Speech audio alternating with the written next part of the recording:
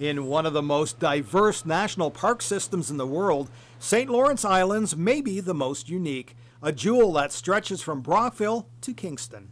We have about 20 serviced islands. Those are the types of islands where you would, go on a hike or, come in and dock for the day or maybe overnight, or if you were interested in camping, those are the serviced islands. But we also have many more islands and even things called islets, which are little tiny islands that barely, peek up above the water.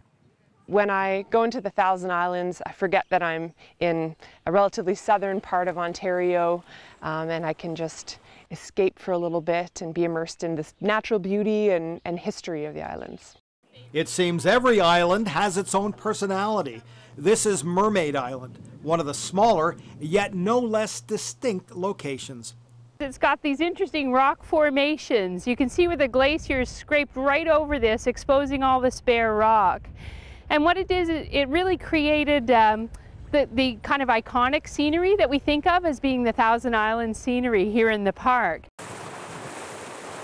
Welcome to McDonald Island. It, like many of the other park islands, features camping. It also features views to die for. The park itself dates back over a century, and then there are the individual slices of history that seem to appear at every stop. We are now on Thwartway Island. We're standing in the ruins of what was a convalescent hospital after World War I. So after World War I, this is a really bustling place with soldiers and nurses and people recuperating from the war. This is a very concrete example that you see above ground, but we found lots of evidence underground as well through archaeology. If we go to, build something or do a test dig, there's lots of evidence of people using these islands for a few thousand years. The park is unique in many ways, from its actual physical makeup to the animals and plants that live within its boundaries.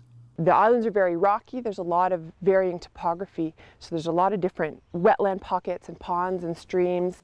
That's Mary Ann Kelly. She's a park interpreter. If people can't get to the Mallorytown Landing Visitor Center, then some of its displays will come to them. We circulate from island to island with props like my snapping turtle here and tell people a little about what's special about St. Lawrence Islands National Park, the wildlife that lives here, the history that took place in these islands, and that way they can feel a greater sense of meaning and attachment to the park.